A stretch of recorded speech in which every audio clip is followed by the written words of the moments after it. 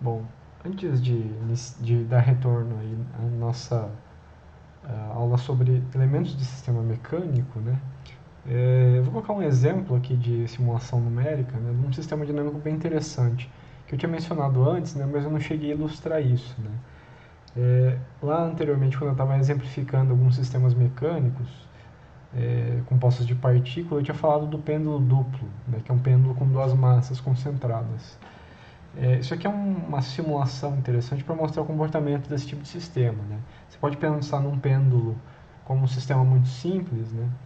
E fisicamente, né, construtivamente ele é, mas esse tipo de sistema ele tem característica não linear. Né? Quando a gente modela um pêndulo, você faz uma simplificação lá, dizendo que os ângulos são pequenos e tudo mais. Mas na realidade, nesses sistemas pendulares eles podem ter um comportamento bem complexo. Essa simulação que eu vou mostrar aqui para vocês, né, vou deixar o link depois, é um caso de um pêndulo duplo. Né? Na verdade, são vários pêndulos aí, estão um em cima do outro, né, na simulação, e cada pêndulo que está simulando ali tem uma condição inicial levemente diferente, ou seja, o pêndulo foi deixado para oscilar em posições iniciais levemente diferentes. Daí ele mostra na simulação a evolução disso. Então eu vou rodar aqui. Você está vendo aqui o movimento do pêndulo duplo. Né? Na verdade, tem mais de um ali sobreposto em cima do outro. Né? Estou vendo pelo menos 4 diferentes ali. Por que vocês estão notando que os pêndulos estão separados agora? Né? Eles começam a divergir o comportamento conforme o tempo vai passando. Né? E conforme o tempo vai passando também, o comportamento de cada um vai ficando totalmente diferente um do outro. Né? O que tem de diferente entre esses três pêndulos que vocês estão enxergando? Cada um tinha uma condição inicial levemente diferente, né? E aí ele é deixado oscilar livremente desse jeito, né? Você vê que o comportamento de cada um é completamente diferente. Por que isso acontece? Né? Por causa das condições iniciais, né? Esse tipo de sistema não linear, ele é muito sensível a essas condições iniciais, né? É o que a gente chama de comportamento caótico, né? Então, conforme o tempo vai passando, a resposta diverge muito uma da outra para condições iniciais muito parecidas umas com as outras. Né? Então, existem sistemas físicos que têm esse tipo de comportamento. Né? Então, é um exemplo aí de caos. Né? Os sistemas que a gente vai analisar aqui na disciplina não são desse tipo não linear, né? Mas existem sistemas reais de engenharia que você pode ter esse tipo de comportamento. Né? E isso pode ser tanto um problema quanto uma vantagem em alguns casos também. Então, só para ilustrar um pouquinho essa questão do pêndulo duplo que eu tinha comentado antes, né, bem rapidinho.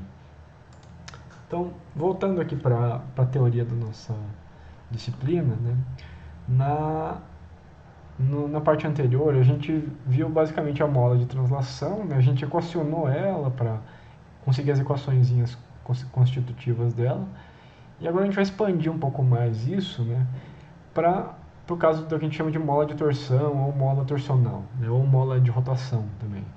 Então, essas molas de torção, elas têm papel similar à mola de translação, só que para movimento de rotação, né? Simples assim. Existem molas de torção físicas, né? Assim como tem molas de translação também.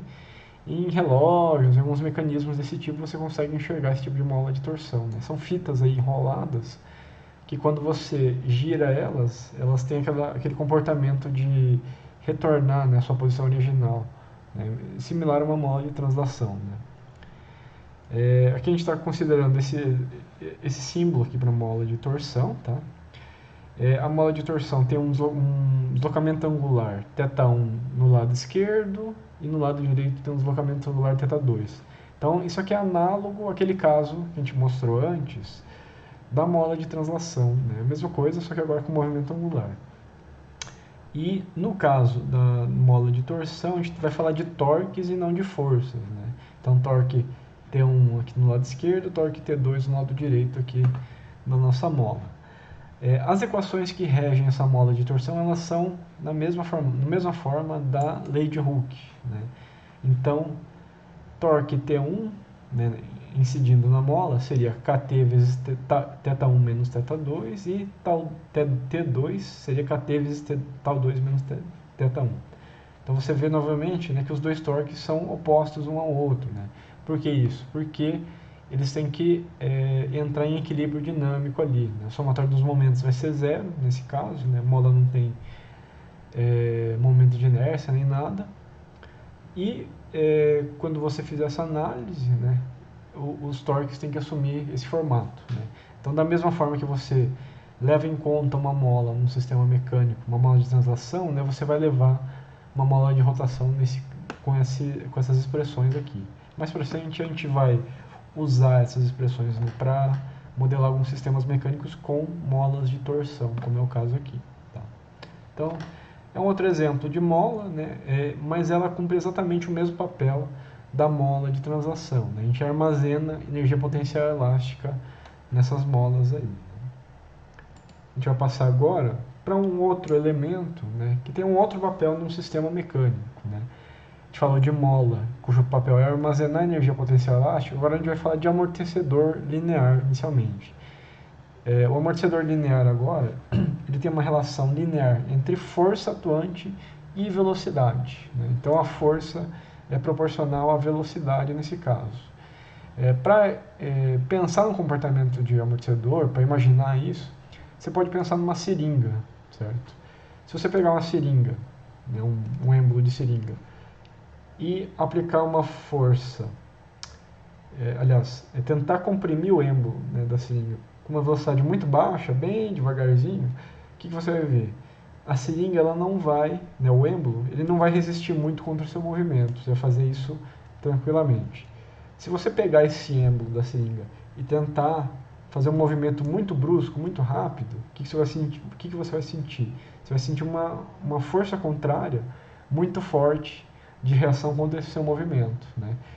Por isso que a força do amortecedor linear, né, ele representa justamente esse efeito do fluido contra, né, o movimento da sua mão, né?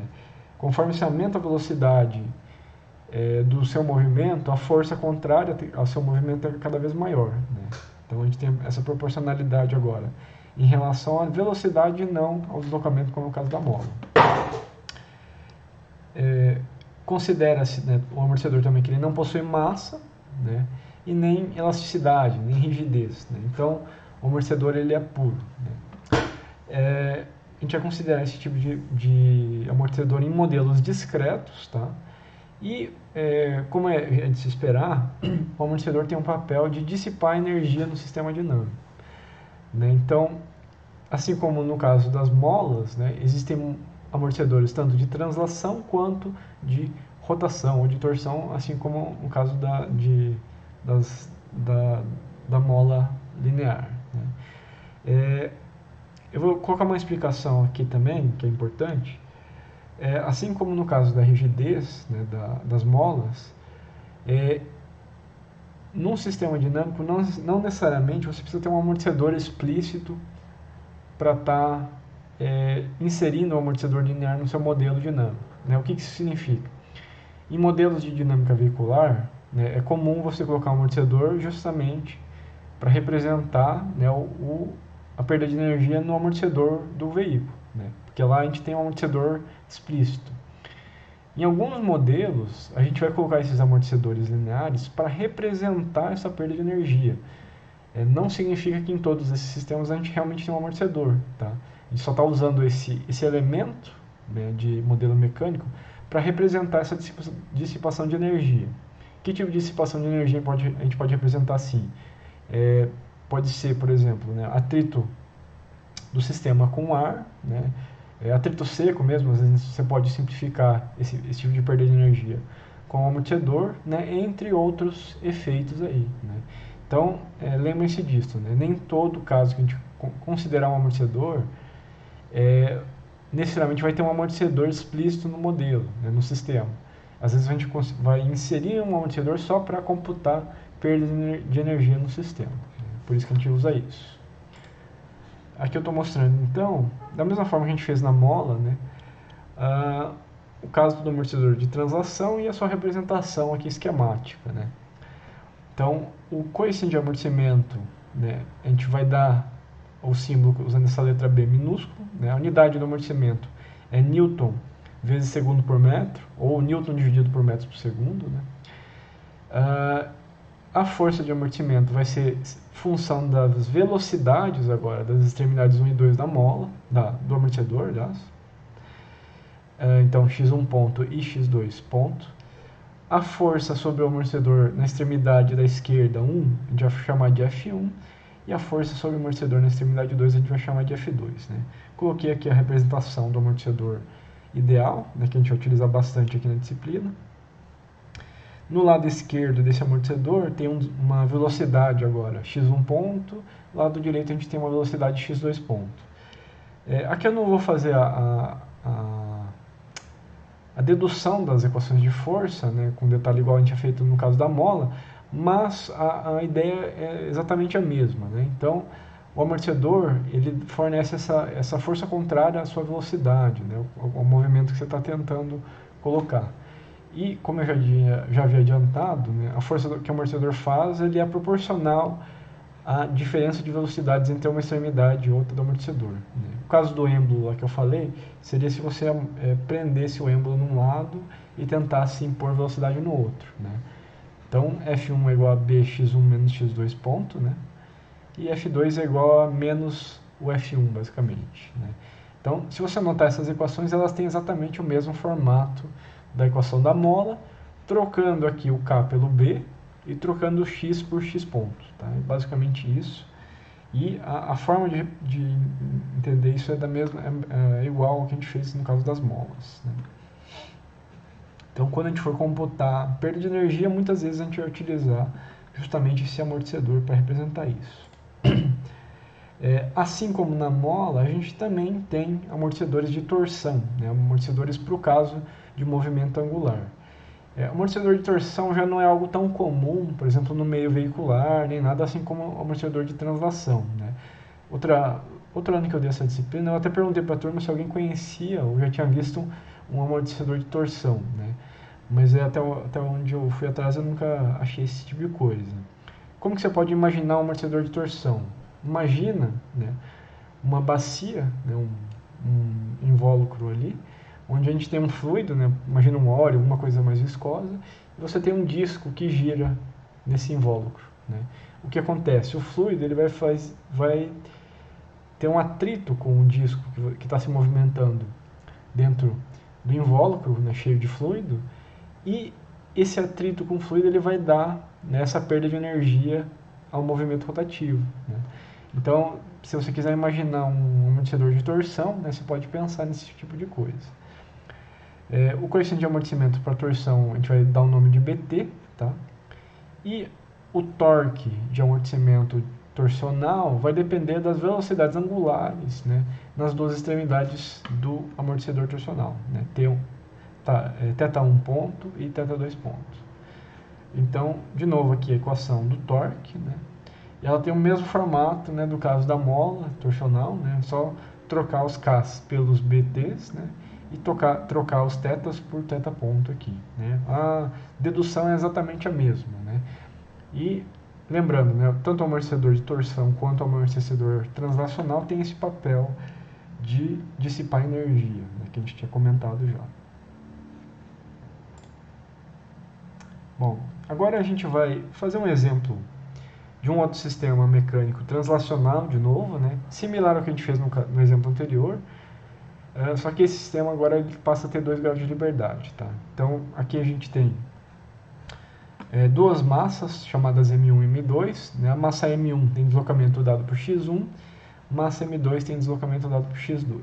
Né? A gente tem uma mola K1 e um amortecedor B1 engastados aqui na extremidade esquerda e presos a essa massa M1. Tem uma mola K2 e um amortecedor B2 conectando a massa M1 à massa M2, e a massa M2 é ligada na direita aqui a uma mola K3 e um amortecedor B3 que estão engastados na sua extremidade direita. Né? Então, o exemplo está pedindo aqui para deixar claro as hipóteses simplificadoras utilizadas, né? Fazer o DCL para todas as massas, molas e amortecedores, e obter as equações diferenciais ordinárias usando a segunda lei de Newton nas massas M1 e M2. Nesse caso aqui a gente não precisa achar as funções de transferência, né? Só para achar as equações diferenciais e modelar esse sistema. Então vamos passar lá para o nosso quadro. Eu já dei uma adiantada aqui no serviço só para a gente agilizar essa resolução, né? Desenhei aqui em cima de novo o nosso sistema, né? As duas massas, molas, amortecedores. Outra coisa que eu esqueci de falar, né? no slide, a massa M1 tem uma força F1 atuando nela, externa, né? E uma força F2 atuando na massa M2, tá? Então tem duas forças, duas entradas, duas saídas, né? Igual eu falei, a gente não está preocupado nesse exemplo em achar as funções de transferência, né? Mas vocês poderiam fazer isso tranquilamente usando, né, regra de Cramer ou alguma outra regra para isso, né? Esse sistema aqui, ele já está meio discretizado, né? Porque a gente já representou ele como uma massa, molas e amortecedores prontos ali, né? Mas mesmo assim eu vou colocar algumas hipóteses simplificadoras que estão relacionadas a essa simplificação já e colocar algumas coisas a mais que talvez precisaria para resolver esse problema, né? Então, primeira hipótese, né, molas e amortecedores lineares, ideais e puros, né, que é o caso de mola e amortecedor puro, como a gente está mostrando aqui. A gente vai considerar massas constantes, né, para poder utilizar a segunda lei de Newton na sua forma mais fácil, e sem dissipação de energia por atrito, por exemplo, entre as superfícies das rodinhas ali com o solo e do sistema todo com o ar, por exemplo, né? Então, toda a perda de energia que a gente tem nesse sistema está vindo simplesmente desses três amortecedores e nada mais além disso, né? Bom, são então as simplificações que a gente está adotando, né? Tem algumas coisas que são implícitas aqui, né, que a gente está considerando só movimento na horizontal, tá? Então eu nem anotei isso, né, mas é importante ter em mente que tem essa simplificação também. O sistema só tem graus de liberdade, né, no movimento horizontal dessas duas massas ali, tá? Então o primeiro passo para modelar esse sistema, como o problema está pedindo já, é fazer o diagrama de corpo livre de cada elemento do sistema, né? Então cada mola, cada amortecedor e depois cada massa. O que eu recomendo aqui, né? Uma dica aí para vocês fazerem modelagem de forma mais simples. Façam um DCL primeiro das molas e amortecedores do sistema e depois façam das massas. Por que eu peço isso? Porque as forças que vão atuar nas massas, na verdade, vão ser reações em relação às forças que vão estar nas molas e amortecedores, né? Então, se tem um F1 lá na tua mola que está em contato também com a massa, vai aparecer um menos F1 nessa massa, né? E assim por diante por causa da ação e reação, né? Então, eu já deixei desenhadinho aqui, né, de novo, para facilitar um pouquinho para mim, né? Vamos desenhar primeiro as forças, né, nas molas e amortecedores, tá? E a gente vai dar algum nome aqui para poder representar isso. Sempre que vocês forem representar essas forças, né, minha recomendação é colocar as forças positivas, né, nas molas e amortecedores. Isso aqui é só uma convenção para facilitar. Por quê? Porque quando você for inserir a força na massa, ela vai ser uma reação e, portanto, vai ser negativa, tá? Isso facilita um pouquinho a nossa vida. Então, estou desenhando os vetores aqui. Na mola K1, né, eu vou colocar os vetores força aqui só para representar mesmo. Vou chamar essa força aqui de F da mola K1, vírgula 1, FK1. Esse segundo 1 aqui é para denotar que está na esquerda da mola.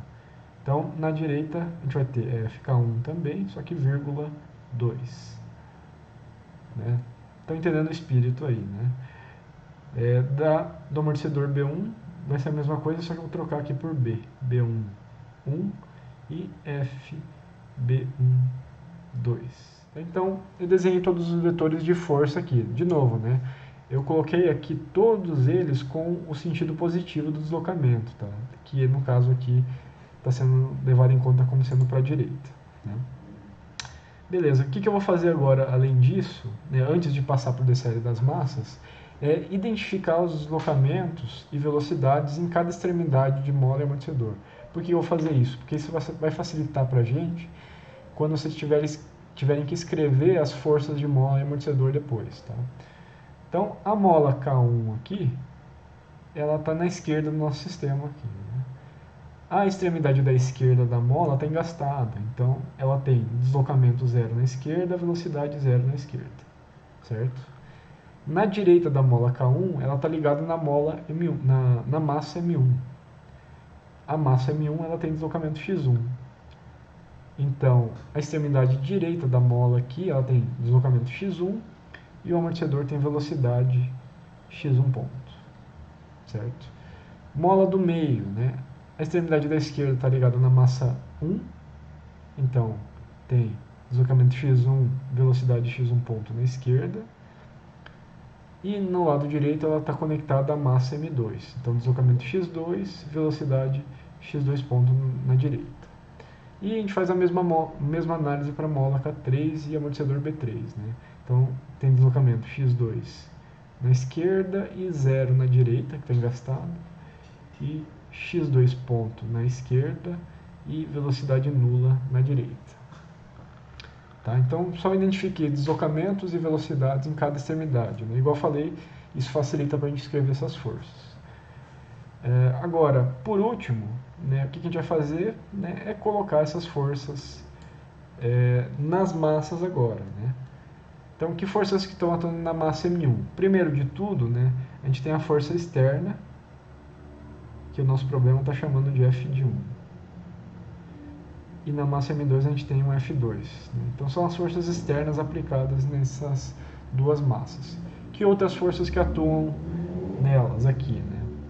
A massa M1 está ligada à mola K1, amortecedor B1, mola K2 e amortecedor B2. Então, por parte da mola K1, o que acontece? A gente tem o FK12 e o FB12 atuando na mola e no amortecedor K1 e B1. E como a massa está em contato com esses dois elementos, o que acontece? Ação e reação, né? Vai ter uma força menos FK12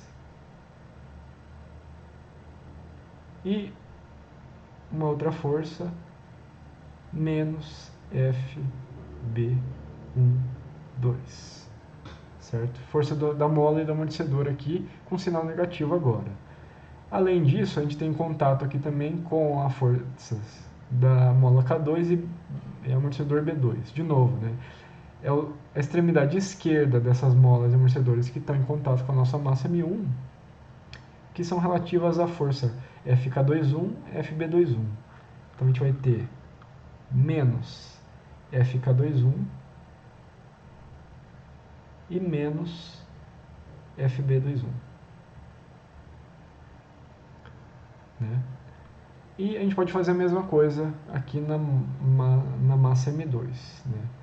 Então a gente faz a mesma análise aqui. Vocês vão ter menos FK22 menos FB22. FK31 menos FB31. É só identificar que força que está em contato com a massa, né? E inverter o sinal por causa da lei de ação e reação. Né? Então, só para deixar bem evidente isso aqui, ó, que forças que eu estou inserindo nas massas, né? A gente tem FK12 e FB12, FK21 e FB21, com sinais negativos aqui. E na massa M2 a gente tem FK22, FB22 e FK31 e FB31. Tá? Então isso aqui vai aqui, isso aqui está vindo aqui. Ó. Só para clarificar essa questão. Beleza, a gente fez os DCLs, né? A gente identificou as forças. Vamos passar para a próxima etapa, que seria aplicar, né, as leis de cada um desses elementos, né, para identificar essas forças. Né? Então, se a gente começasse, por exemplo, pela mola K1, né, o que está atuando na massa ali? A gente tem menos FK12, tem a força FK12 lá atuando na mola, na massa M1. O que seria esse FK12? É a força na direita da mola K1. Então, FK12 seria K1 vezes o deslocamento no lado direito menos o deslocamento no lado esquerdo dessa mola. Então, FK12 seria K1 vezes x1, que é o deslocamento no lado direito, menos deslocamento no lado esquerdo, que seria 0. Portanto, K1x1. De forma similar, né, o amortecedor B1 estaria fazendo uma força FB12 na nossa massa M1, que seria B1 vezes x1 ponto. Então, quando você for inserir essas equações lá, é só ir escrevendo de uma em uma, tá? Eu só estou escrevendo aqui essas duas equações, né, mas você teria que fazer cada uma daquelas que a gente tinha sinalizado que estavam atuando lá na nossa massa. Né? Então eu fiz o FK12 e o FB12. Né? Faltaria essas outras aqui para inserir no nosso sistema. Eu não vou fazer aqui só por questão do tempo mesmo, mas vocês podem fazer isso em casa para conferir o resultado que a gente tem aqui.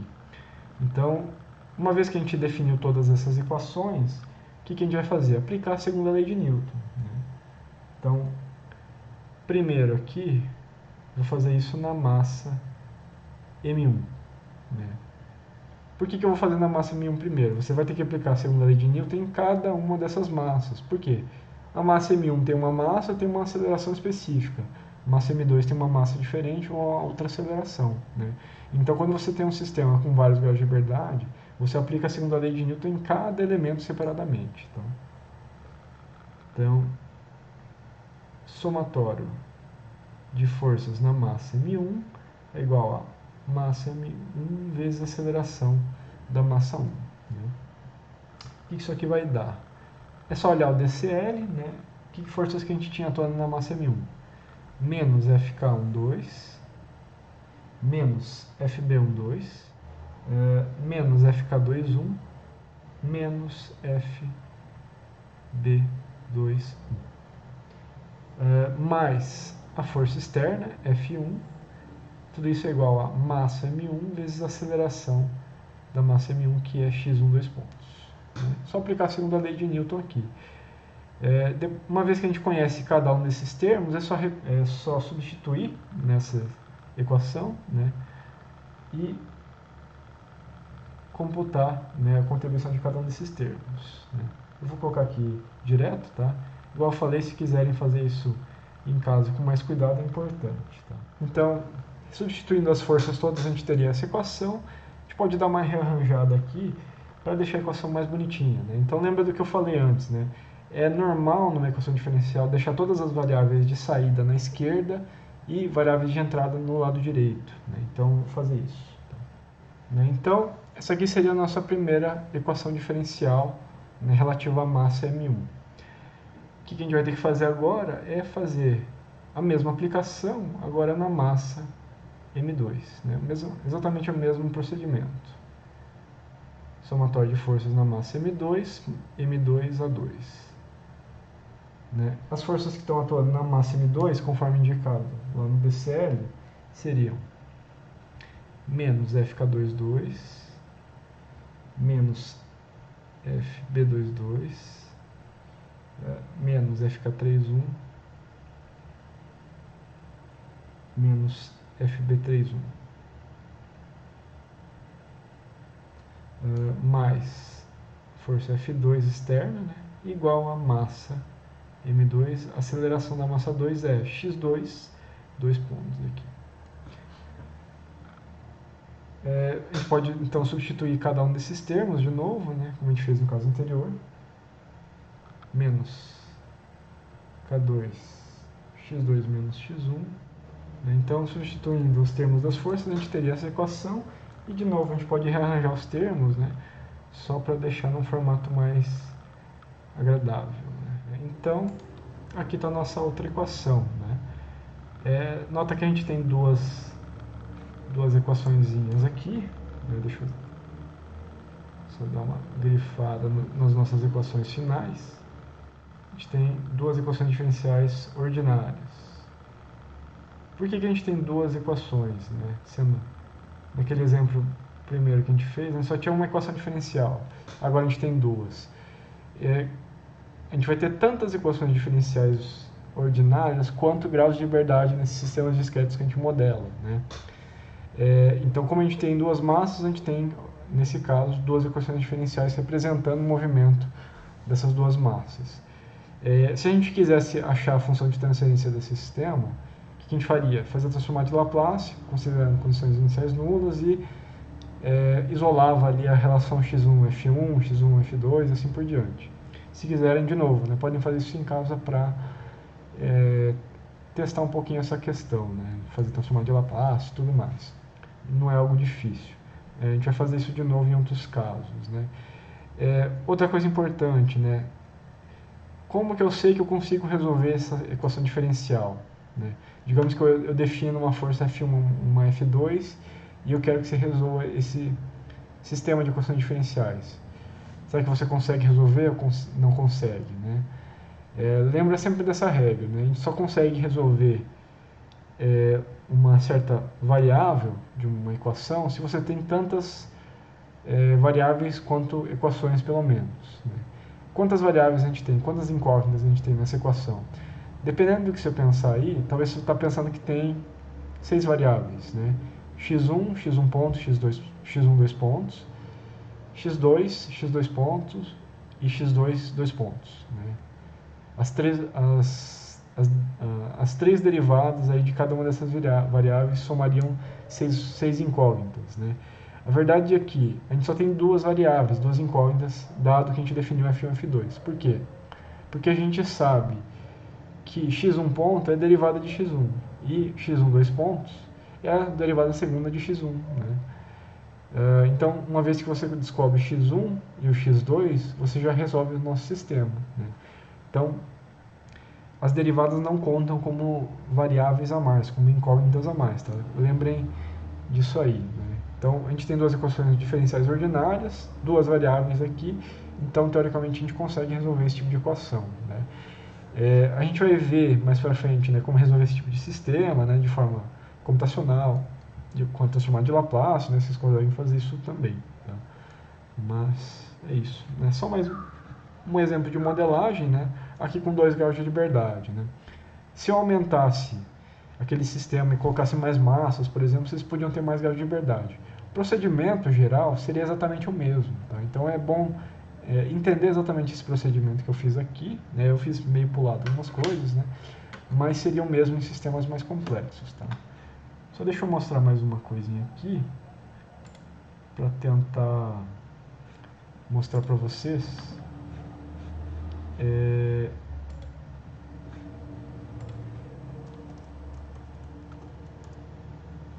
Eu vou mostrar para vocês algo rapidinho aqui no meu site. Né? O que eu vou mostrar aqui não está na página de análise de sistemas dinâmicos, mas está na página de vibrações mecânicas. Tá? Então deixa eu ir aqui no nosso site mesmo. Se você olhar aqui no site, não sei se eu consegui abrir, deixa eu aumentar um pouco só. O que vocês estão vendo aqui? No lado mais à direita, vocês estão vendo justamente esse sistema massa-mola de 2 graus de liberdade, né? De forma literal. Né? É uma bancadinha que a gente tem aqui na UFSCar, né? O professor Vitor que fez essa bancada. Né? Então vocês têm um sistema de 2 graus de liberdade aqui. No caso aqui eu estou mostrando dois casos diferentes de entrada. Tá? Então eles têm comportamentos diferentes aqui e a gente vai estudar isso mais para frente. O que tem de diferente desse sisteminha aqui para aquele que eu modelei? Né? Aqui a gente tem molas, né? E massas aqui. O que está faltando? Né? Você pode estar pensando assim, está faltando aquele elemento de amortecedor que estava no exemplo que a gente acabou de executar. Isso está certo e não está. Né? Por quê? Aqui a gente não tem amortecedor explícito. Né? Isso está certo. Né? Obviamente não tem nenhum amortecedor ali que vocês estão vendo. No entanto, aqui é um sistema real. O que acontece nesse tipo de sistema?